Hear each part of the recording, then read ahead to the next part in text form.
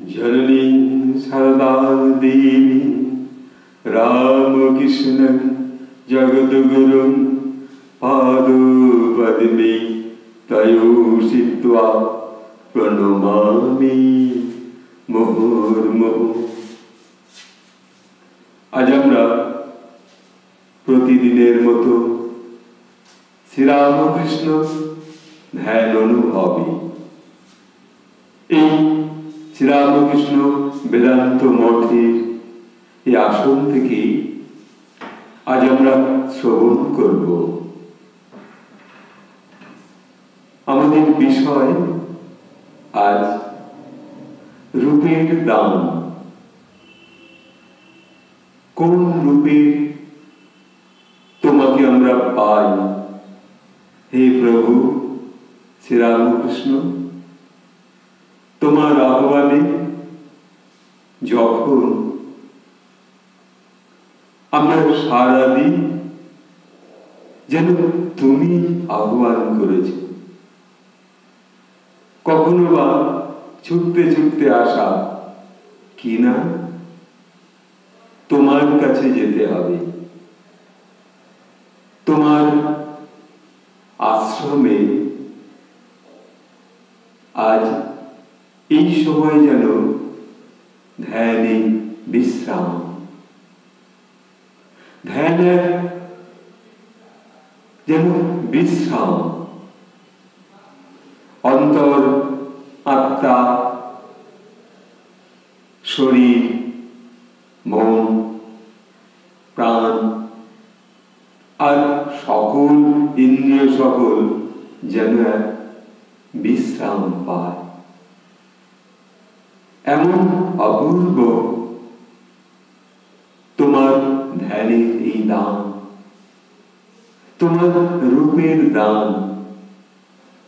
তখন তুমি বিচ্ছুরিত হও সেই আলোর শক্তির মধ্যে,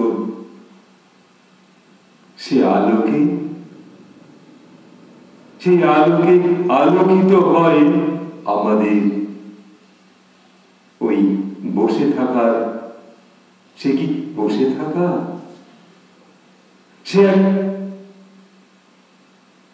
সন্ধান করা। তোমার আসন তখন আমি নয়, আমি তখন দূরে চলে গেছে। এই দেহ মন্দির আমার কই?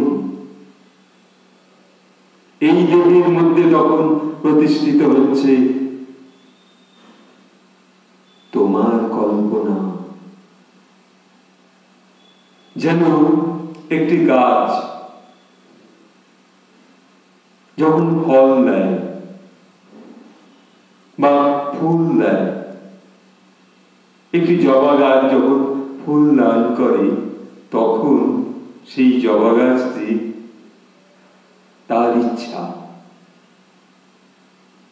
তার ইচ্ছা আমি বড় হব, বড় হয়ে অনেক আমার ডালপালা হবে, আর আমার যে ডালে টকটকে লাল তাজা ফুল, প্রতিটা ফুল প্রতিটা জবা এত অপূর্ব বড় বড় পাপড়ি মেলে ফুটে উঠবে, যেন মায়ের চরণ যেন দুটোতেই ঢাকা পড়ে যায়। কিন্তু দুটো ফুল, দুটো জবাতে যদি ঢাকা পড়ে যায়, আর সব জবাগুলো কি করবে? তাদের তো মনের কষ্ট।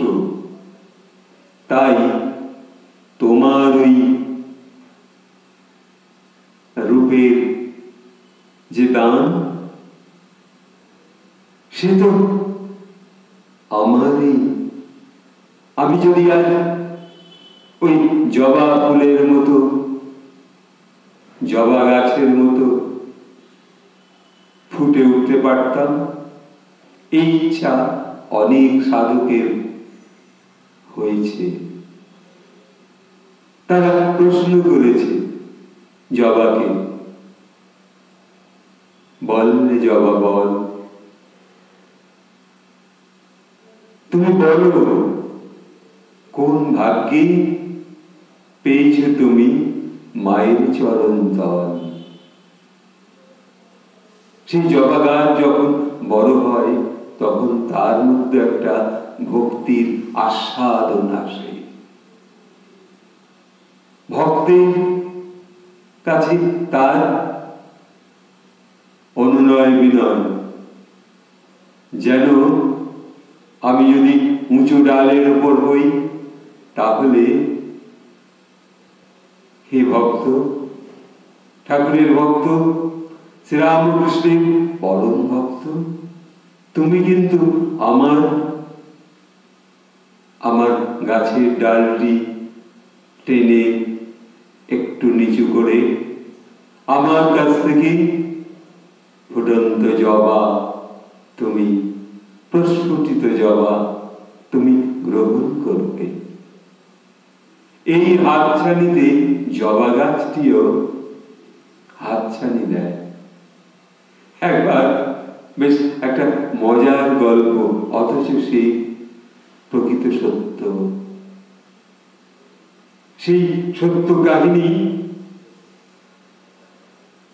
কাহিনী বড় সত্য। কিরকম? ঠাকুরের যে ইচ্ছা, মায়ের যে ইচ্ছা, সেই ইচ্ছাময়ী যদি ইচ্ছা হয় যে তিনি তার রূপকে দেখাবেন, শ্রীরামকৃষ্ণ তার যে শ্রীমুখের বাণীতেও তিনি বলেছিলেন তার পরম প্রিয় ভক্ত সেই মথুর বাবুকে, যে একটা জবা গাছে ফুল হয়। একদিন ওই ঈশ্বরীয় কথা প্রসঙ্গে মথুর বাবু ঠাকুর ঘরে ঠাকুরকে বলেছিলেন, ভগবানকে জগতের নিয়ম মেনে চলতে হবে। দেখুন, ভগবানকেও জগতের নিয়ম মেনে চলতে হবে।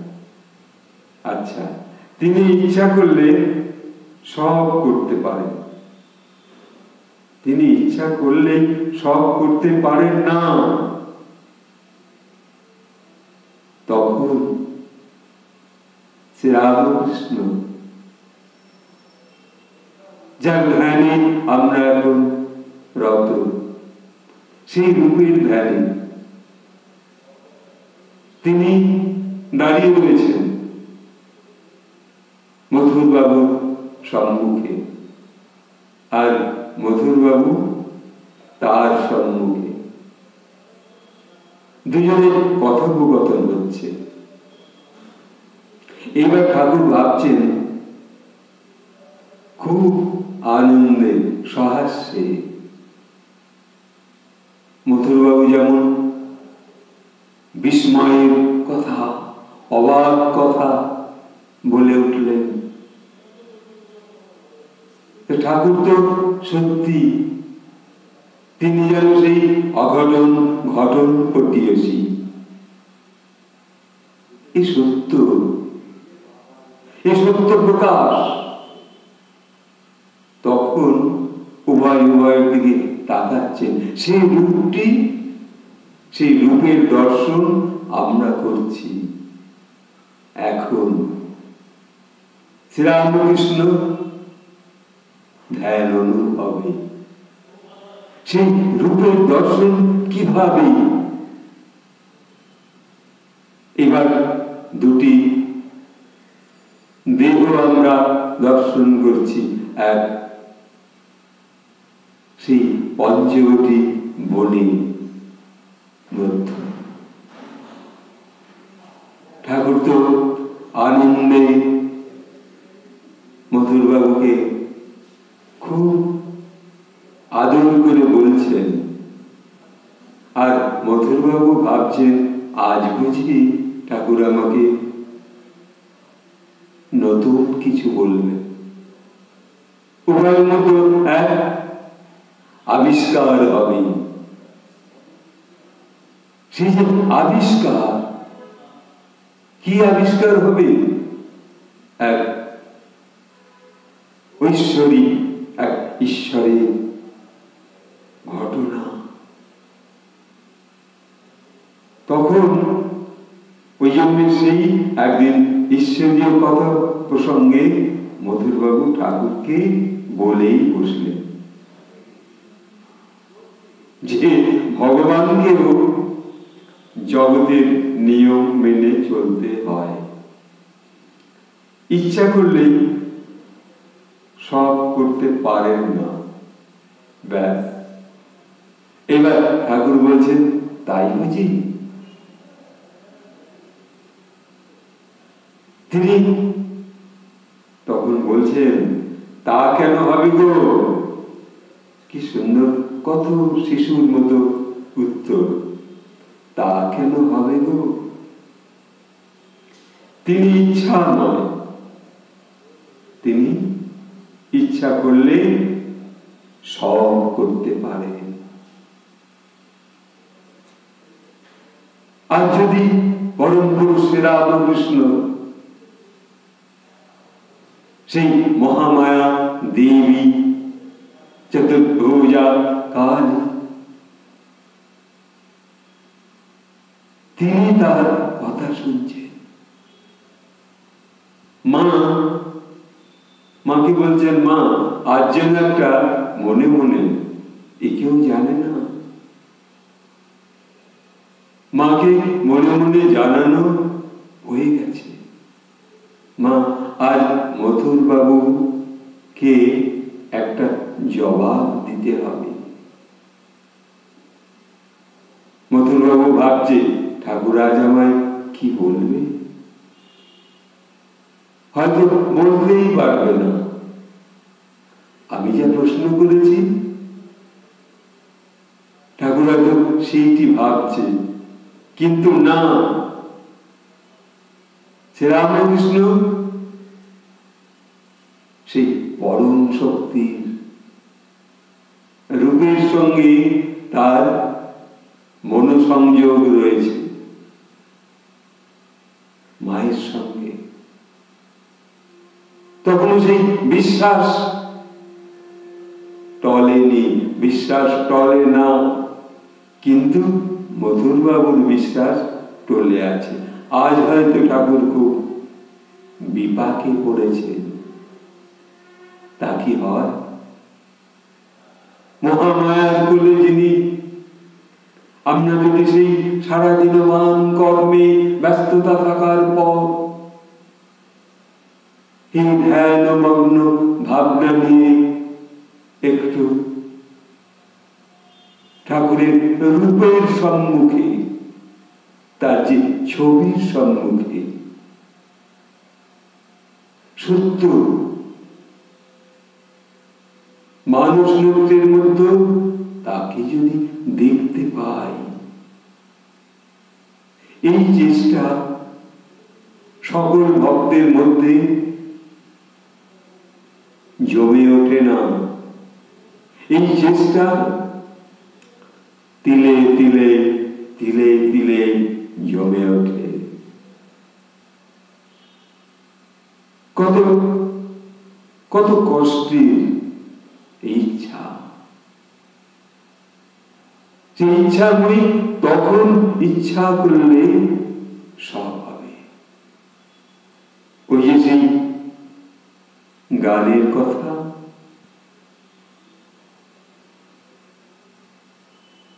সকলে তোমার ইচ্ছা, ইচ্ছাময়ী তারা তুমি, তোমার কর্ম তুমি করো মা, লোকে বলে করি আমি, সকলে তোমার ইচ্ছা। সেই ইচ্ছা নেই আর ঠাকুরের কাছে। আর ঠাকুর সেই মাকে, মহামায়াকে আমাদের সম্মুখে তিনি মা যাতে আমাদের সকলের কল্যাণে ওই পাথর মূর্তি থেকে, ওই প্রাসাদ মূর্তি থেকে মা যেন আসে, বেরিয়ে আসে, কারো কষ্টে, কারো দুঃখে, কারো কাতরতায়, কারো কান্নায়। তার ভক্ত যদি ভেঙে পড়ে তাকে সাহস দিতে হবে। সেই তো মা। সেই মায়ের রূপকে দর্শন করা এ কি সকল ভক্তের একদিনে সম্ভব?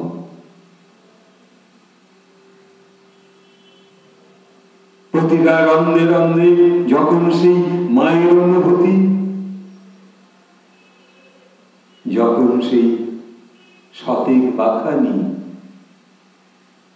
শিরা উপশিরা দেহের উপরে সেই যে অনেক চিত্র যা লোমকূপ দিয়ে ঢাকা আছে, সেই তো সতেজ পাখানি। তার মধ্যে থেকে উচ্চারিত হবে, হচ্ছে মা উচ্চারিত শব্দ। আর সেই ক্ষুদ্র ক্ষুদ্র লোমকূপ দিয়ে প্রবেশ করছে মায়ের কসমিক রে শরীরের মধ্যে, বর্ষিত হচ্ছে মৃদু ধারার মতো ভালোবাসা। ভালোবাসা সে বড় কঠিন লাভ। লাভ হচ্ছে ভালোবাসা। এখন লাভ ভালোবাসা কাকে বলে?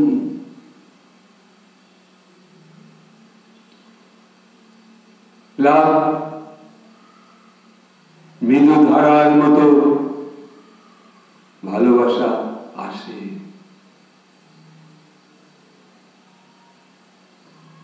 Just like a slide, মৃদু ধারার মতো শরীরের উপরে আসে ভালোবাসা। জেন্টল রেন, এক অপূর্ব আনন্দময় বৃষ্টির মতো নেমে আসে। Love is the gentle rain, it comes from the heaven like gentle rain. Love is eternal thing. কি সুন্দর কবি তার ভাষায় বলেছেন, Love is eternal things. It comes from the heaven like a gentle rain. সেই ভালোবাসা নেমে আসছে কার উপর? সন্তানের উপর। মায়ের ভালোবাসা। আর সেই সন্তান প্রকাশ করছেন, মা জানিস মা, আজ আমার এই কথাটা শোন মা, তোমার রূপের দর্শন আমি করেছি। তোমার যে চতুর্বাহু, তোমার সেই আনন্দময় মূর্তি ত্রিনয়ন, আর তুমি দাঁড়িয়ে আছো দেবাদিদেব মহাদেবের বুকের উপরে পা দিয়ে। তোমার রূপ তো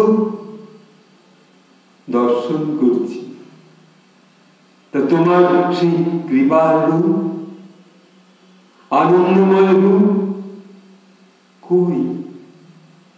তুমি ভক্তের মধ্যে নিয়ে আসো, যা আমরা রূপের বর্ণনার মধ্যে দর্শন করব। কল্পনার মধ্যে মা মা বলে আহ্বান করব, সেই কবির মতো গেয়ে উঠবে, গায়কের মতো গায়ক গেয়ে উঠবে, আমার সর্বাঙ্গে লিখে দিও কালী কালী নাম। গায়ক গেয়েছেন, আমার সর্বাঙ্গে লিখে দিও কালী কালী নাম। সেই রূপকে, সেই অপরূপ রূপকে আমরা দর্শন করব। হে মা, জগৎময়ী মা, যথারীতি দুজনে বেশ বনের মধ্যে ঘুরে ঘুরে আলাপ করছেন। এক স্বর্গীয় ঋষির সঙ্গে এক মানব মূর্তি, কি অপূর্ব সেই মানুষটির মধ্যে বারবার পরীক্ষা, ঠাকুরকে পরীক্ষা করব, তিনি সত্য কে, কে তিনি, যে আমার মধ্যে আজ বারবার জিজ্ঞাসা নিয়ে আসছে। ভগবান বিষ্ণুকে যেমন স্বয়ং কৃষ্ণ সম্মুখে দাঁড়িয়ে ভগবান বিষ্ণু, আর অর্জুন বারবার প্রশ্ন করে যাচ্ছে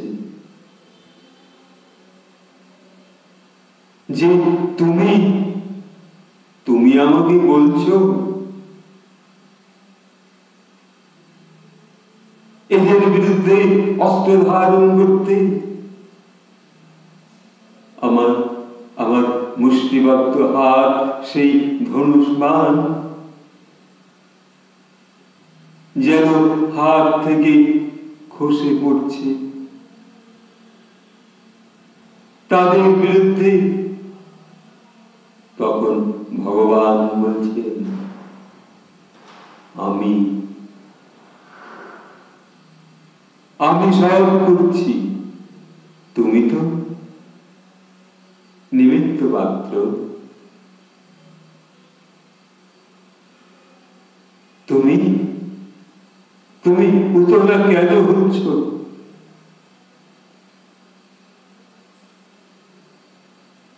তোমার এই ভীরুতা না, তুমি না দর্শন করেছ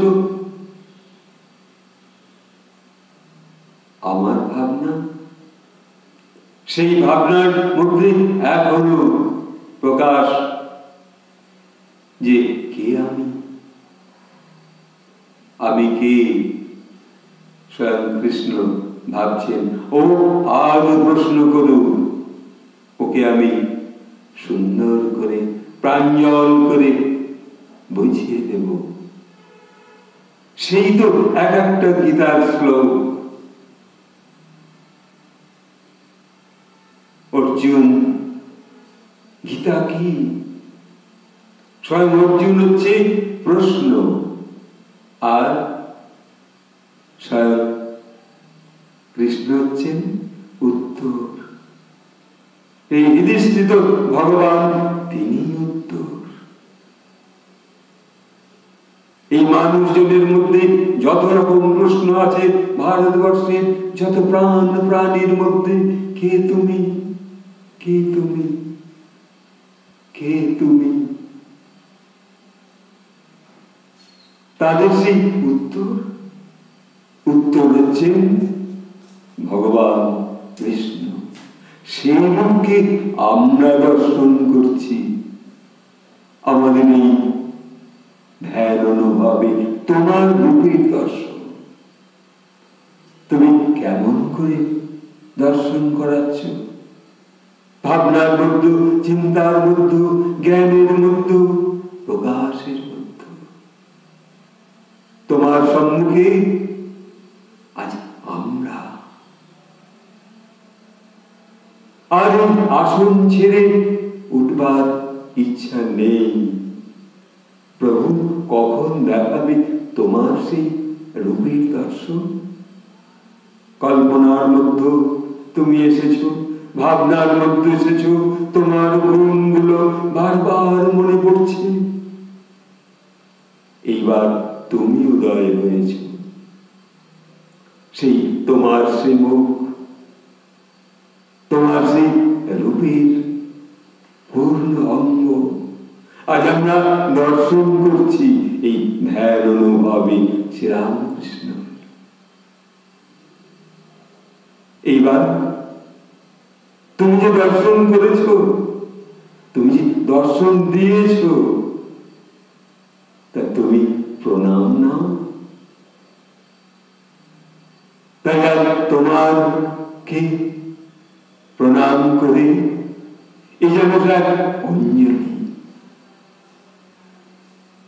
আজ আমরা শ্রীরামকৃষ্ণ ধ্যান অনুভবে আজি রূপের দর্শন। সকল শ্রোতা আমাদের এই শ্রীরামকৃষ্ণ বেদান্ত মঠের যে চ্যানেল থেকে যারা দর্শন করছেন তাদেরকে বলবো, আপনাদের প্রশ্ন থাকলে ওই কমেন্ট বক্সে প্রশ্ন করুন। আর আপনারা একটু শেয়ার করলেন, একটু লাইক করলেন, একটু সাবস্ক্রাইব করলেন, আর এই যে অল বলে বেল আইকনটি আছে ওটা স্পর্শ করবেন। এইটুকু বলে ঠাকুরকে প্রণাম জানিয়ে এখানে শেষ করছি। ওম স্থাপকায় চ ধর্মস্য সর্বধর্ম স্বরূপিণে অবতার বরিষ্ঠায় শ্রীরামকৃষ্ণায় তে নমঃ। জয় রামকৃষ্ণ, জয় মা সরদেশ্বরী, জয় স্বামীজির জয়, জয় স্বামী অভেদানন্দের জয়। নমস্কার।